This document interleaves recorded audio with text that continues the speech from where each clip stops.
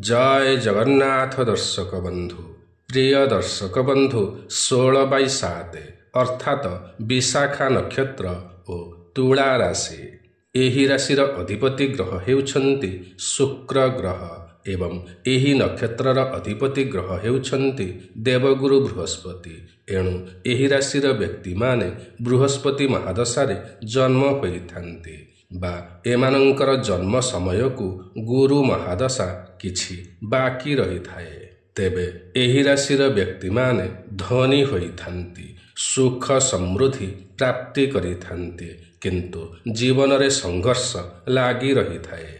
एमाने सौभाग्यवान होइथान्ति, बहुत ही बुद्धिमान होइथान्ति। शिक्षा क्षेत्र रे एमाने बहुत आगकू जाइथान्ति, सरकारी क्षेत्र रे मध्य कार्य करिथान्ति। एमाने एमानंकर जीवन रे अनेक सारा धन रोजगार करिपारन्ति एवं भल संचय मध्य करिपारन्ति। जीवन रे एमानंकर धनर अभाव केबे भी होई न थाए। एमानंकर जीवन रे हठात बा आकस्मिक धन लाभ होई थाए, पैतृक संपत्ति प्राप्ति होई थाए। एमानंकर बाणी बहुत ही मधुर होई थाए, भल मिशाणिया व्यक्ति होइथान्ति, भाग्यर साथ मिली थाए। एमाने निज परिवार को बहुत ही भल पाइथान्ति, निजर लोक मानंकु सर्वदा खुशी रखिबाकू चेष्टा करिथान्ति। एमाने जहाँ भी निर्णय लेइथान्ति एकदम दृढ़ निर्णय लेइथान्ति। कौनसी कार्य पूरण न हेबा जाए एमाने पछघुंचा दियंती नाही। एमाने लग्जरी लाइफ बंचिबा पाई बा समस्त सुख पाइबा पाई संपूर्ण भावरे चेष्टा करिथान्ति। लोकमानंकु एमाने साहाय्य ओ सहयोग करिथान्ति, एमानंकु लोकमाने मध्य साहाय्य ओ सहयोग करिथान्ति। एही राशिर व्यक्ति माने बहुत ही सुंदर होइथान्ति, हैंडसम होइथान्ति। गोल मुखमंडल होइथाए, सुस्थ और आकर्षक चेहरा होइथाए। एमाने बहुत आशावादी होइथान्ति और उत्साही होइथान्ति, बहुत ही बुद्धिमान होइथान्ति, समस्त परिस्थिति रे लाभवान होइथान्ति। ईश्वरंकु एमाने भय करिथान्ति, एणु भूल काम करिबाकू इच्छा करन्ति नाही। निजर कर्म रे सर्वदा व्यस्त रहिथान्ति, परंपरावादी होइथान्ति, एणु परिवारर और समाजर परंपरा को रक्षा करिथान्ति। मानववादी होइथान्ति, एणु काहारी को अन्याय करिबाकू दियंती नाही।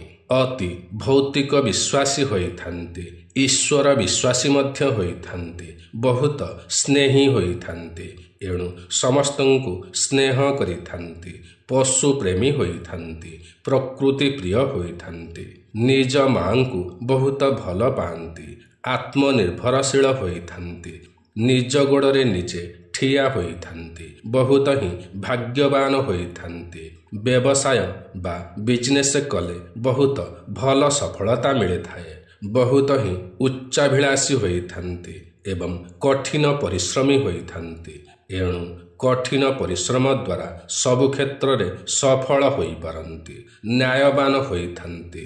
नूतन चिंताधारा एमानंकर होइथाए, साधु प्रकृतिर होइथान्ति, भल नेतृत्व नहीं पारन्ति।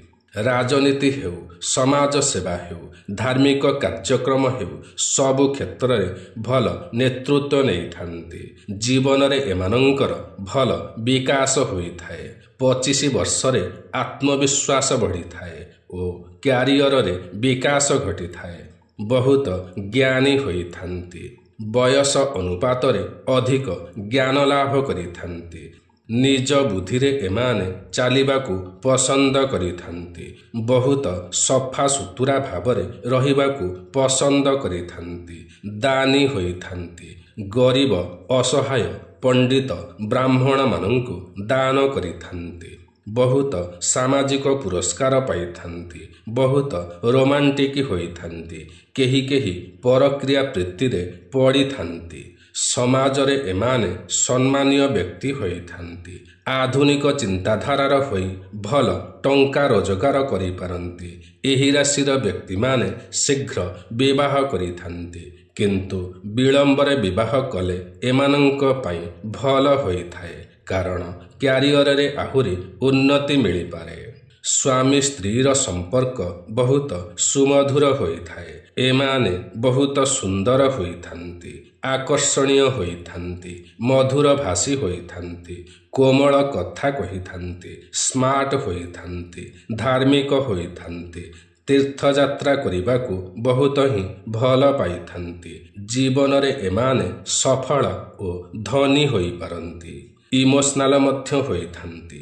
କଳାକାର, କବି, ଲେଖକ ହୋଇଥାନ୍ତି। ଭଲ ଭାଷଣ ଓ ଭଲ ପ୍ରବଚନ ଦେଇଥାନ୍ତି। ଭଲ ଶିକ୍ଷାଦାନ ମଧ୍ୟ ଦେଇପାରନ୍ତି। ଭଲ ବ୍ୟବସାୟୀଟିଏ ହୋଇପାରନ୍ତି। ଏହି ରାଶିର ବ୍ୟକ୍ତିମାନେ ଶତ୍ରୁଜୟୀ ହୋଇଥାନ୍ତି, କ୍ଷମାଶୀଳ ହୋଇଥାନ୍ତି, ଦୟାବନ୍ତ ହୋଇଥାନ୍ତି, କାମୁକ ହୋଇଥାନ୍ତି, କ୍ଷୁଧାତୁର ହୋଇଥାନ୍ତି, ପରସ୍ତ୍ରୀଗାମୀ ହୋଇଥାନ୍ତି। କାହାରି ଦୁଇଟି ଭାର୍ଯ୍ୟା ହୋଇଥାଏ, କିନ୍ତୁ ଏମାନଙ୍କର ବିଳମ୍ବରେ ସନ୍ତାନ ହୋଇଥାଏ। ଏମାନେ ଜ୍ଞାନବନ୍ତ ହୋଇଥାନ୍ତି, ବିଚାରବନ୍ତ ହୋଇଥାନ୍ତି, ବିବେକବାନ ହୋଇଥାନ୍ତି, ଭୋଜନ ପ୍ରିୟ ହୋଇଥାନ୍ତି, ମିତ୍ରମାନଙ୍କ ପାଇଁ ଅଧିକ ଖର୍ଚ୍ଚ କରିଥାନ୍ତି। ଏହି ରାଶିର ବ୍ୟକ୍ତିମାନେ ତୃତୀୟ ପାଦର ହୋଇଥାନ୍ତି, ଅଗ୍ନି ତତ୍ତ୍ୱର ହୋଇଥାନ୍ତି। ଏମାନଙ୍କ ପାଇଁ ଶୁଭ ଦିଗ ହେଉଛି ପୂର୍ବ ଦିଗ। ଶୁଭ ଗ୍ରହ ହେଉଛନ୍ତି ବୃହସ୍ପତି ଗ୍ରହ। ଶୁଭ ଦେବତା ହେଉଛନ୍ତି ଇନ୍ଦ୍ର ଓ ଅଗ୍ନିଦେବ। ଏଣୁ ଏମାନେ ହୋମଯଜ୍ଞ ଆଦି କଲେ ଶୁଭ ଫଳ ପାଇଥାନ୍ତି। ରାକ୍ଷସ ଗଣର ହୋଇଥାନ୍ତି। ଶୁଭ ବାର ହେଉଛି ଗୁରୁବାର। ଶୁଭ ରଙ୍ଗ ହେଉଛି ସୁନେଲି ରଙ୍ଗ। ଶୁଭ ସଂଖ୍ୟା ହେଉଛି 3। ଶୁଭ ମନ୍ତ୍ର ହେଉଛି ଶିବ ଭଗବାନଙ୍କର ମନ୍ତ୍ର ଓ ମାତା ପାର୍ବତୀଙ୍କର ମନ୍ତ୍ର। ଶୁଭ ଦାନ ହେଉଛି ପାନ ଦାନ ଓ ଦକ୍ଷିଣା। ଏହି ରାଶିର ବ୍ୟକ୍ତିମାନେ ଯଦି ସର୍ବଦା କଦଳୀ ଗଛର ପୂଜା କରନ୍ତି ଏବଂ ଓମ୍ ନମୋ ଭଗବତେ ବାସୁଦେବାୟ ଏହି ମନ୍ତ୍ର ଜପ କରନ୍ତି, ତେବେ ଏମାନଙ୍କର ଲାଇଫ୍ ହିଁ ଚେଞ୍ଜ ହୋଇଯାଇଥାଏ। ବହୁତ ସାରା ଧନ ରୋଜଗାର କରିପାରନ୍ତି। ଲାଇଫରେ ଯେତେ ବି ସଂଘର୍ଷ ବା ଷ୍ଟ୍ରଗଲ ଚାଲୁଥାଏ ତାହା ଦୂର ହୋଇଯାଏ। ଲାଇଫ୍ ଏମାନଙ୍କର ସୁଖମୟ ଓ ଶାନ୍ତିମୟ ଭାବରେ ବିତାଇବାକୁ ଲାଗିଥାନ୍ତି। ତେବେ ଏହା ତ ଥିଲା 16/7 ବିଶାଖା ନକ୍ଷତ୍ର ଓ ତୁଳା ରାଶି ବିଷୟରେ।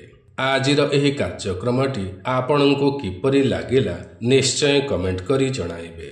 ଯଦି ଆଜିର ଏହି କାର୍ଯ୍ୟକ୍ରମଟି ଆପଣଙ୍କୁ ପସନ୍ଦ ଆସିଥାଏ ତେବେ ଗୋଟିଏ ଲାଇକ୍ ନିଶ୍ଚୟ କରିବେ।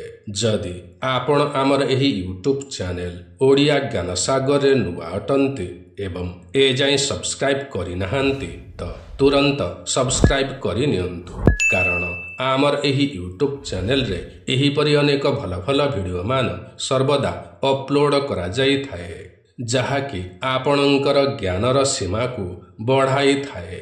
ତେବେ ଆଜି ପାଇଁ ଏତିକି। ପୁଣି ଦେଖାହେବ ଆସନ୍ତା ନୂଆ ଏକ କାର୍ଯ୍ୟକ୍ରମରେ।